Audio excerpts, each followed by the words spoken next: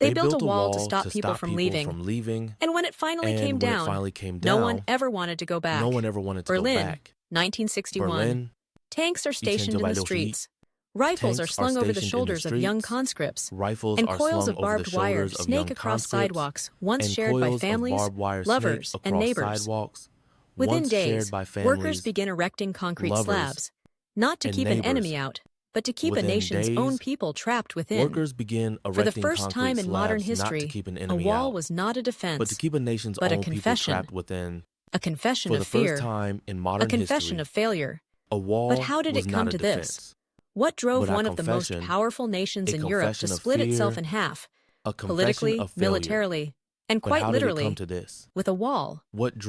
And what happens when a city and a people are cut in two, not by war, but by ideology? The story of Berlin's Wall begins not in 1961, but in the ashes of 1945. World War II, the most catastrophic conflict in human history, had just ended. Nazi Germany, once a military juggernaut under Adolf Hitler's National Socialist regime, had been bombed into ruin. The once proud Reichstag stood hollow, its dome scorched. Berlin, Hitler's capital, had become a battlefield of its own, fought over block by block in the spring of 1945 by the Red Army.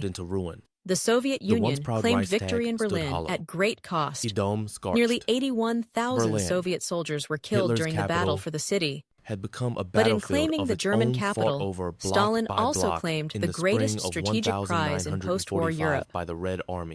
Germany, humiliated and broken, was divided into 4 occupation zones by the victors: the United States, Britain, France, and the Soviet Union. Berlin, although entirely inside the Soviet zone in eastern Germany, was also carved into 4 sectors. It was a diplomatic compromise that, over time, became a geopolitical time bomb.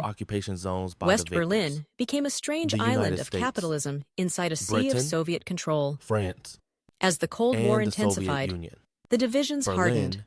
In 1949, 2 separate German states were created: the Federal Republic of Germany, West Germany, a democratic republic with a market economy supported by the West; the German Democratic Republic, East Germany, a one-party state under Soviet domination, ruled by the Socialist Unity Party, and policed by one of the most feared secret services in the world, the Stasi.